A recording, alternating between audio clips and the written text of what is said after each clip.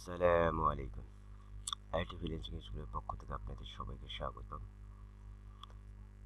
আজকে আমরা দেখব এরকম একটা গিয়ার বা সেটিং আইকন ডিজাইন করা।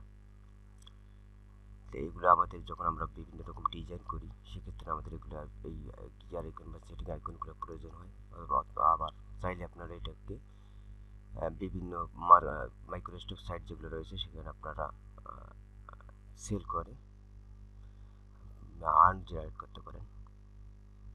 Freepik, shutter stock, Adobe stock, এরকম ফ্ল্যাট আইকন, এরকম অনেকগুলো সাইট রয়েছে সেখানে আপনারা থেকে সেল করতে পারেন এগুলো আইকনগুলো। তো চলুন আমরা এটা ডিজাইনটা কীভাবে করতে পারি সেটা আমরা দেখব। এটা যাওয়া করার জন্য আমাদের প্রথমে একটা স্টার নিতে হবে। এখান থেকে টুলবার থেকে স্টার নেব। স্টার নিয়ে এখানে যে কোনো জায়গায় ক্লিক করবো, করার পর আমি এখান থেকে 8 দেবো। 8 আমি 8 সেট চাইলে কর্নার বা বেশি কম হতে পারে, সমস্যা নেই। বিভিন্ন আইকনগুলো বিভিন্ন রকমের হয়। অনেক কিছু আইকনের কর্নার সাইড বেশি থাকে, কিছু আবার কম থাকে। তো আমি এটাকে 8 দিয়ে করবো। এখন 8 দিয়ে করার এখানে ওকে দিলাম, দেওয়ার পরে এখানে একটা এবার এরকম একটা স্টার তৈরি হয়ে গেছে। এটাকে 8 কর্নার, এইটাকে সিলেক্ট করা। এরপর আরেকটা এখান থেকে ইলিপস টুল নেবো। ইলিপস টুল নিয়ে এখান থেকে আমি শিবলটার ধরে এরকম একটা করলাম। এটা দিয়ে আরেকটা বিভিন্ন অন্যরকম কালার দিই দেখার জন্য। বুঝলেন? সবটাকে সিলেক্ট করলাম, করার পর এর এরপর আমি এখান থেকে এইদিকে ডিরেক্ট সিলেকশন টুল নিয়ে এর উপরে ক্লিক করলাম। ক্লিক করার পর দেখেন যে এখানে প্রতিটা কর্নারে কি একটা করে পয়েন্ট, অ্যাঙ্কর পয়েন্ট তৈরি হয়েছে, যেমন পয়েন্ট। তা আমি এখানে পয়েন্টটাকে ধরে এইখানে ক্লিক করব।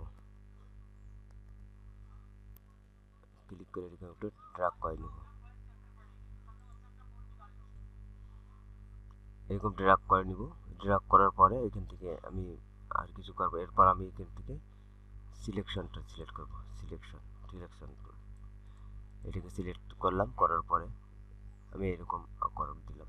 এরপর আমি কি করব, চাইলে এটাকে আমি এখানে এটাকে আর একটু বড় করে নিই।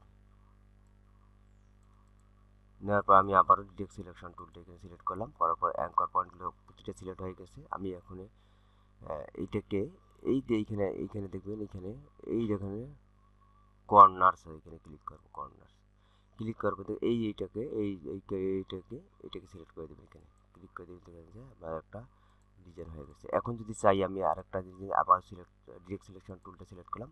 আমি যদি এটাকে এই পয়েন্টটাকে কর্নারটাকে ছোটো বা বড় করতে পারি, এটাকে আমি আবার ধরে এখান থেকে টেনে দিই, ছোটো হবে। চাই যদি বড় করতে চাই এরকম বড় হবে। ঠিক আছে, আমি বিভিন্ন আমার প্রয়োজন মতো আমি এটাকে ছোটো বড় করে নিতে পারি।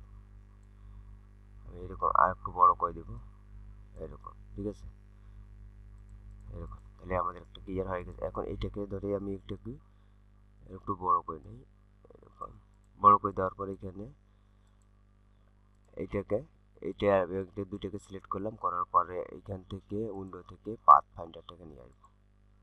উইন্ডো থেকে কি আনবো, পাথ ফাইন্ডার আনার পর পাথ ফাইন্ডারে নিয়ে এই সবগুলোকে এরকম সিলেক্ট করবো। দুইটাকে সিলেক্ট করবো। এখান থেকে ট্রিম অপশানে ক্লিক করবো।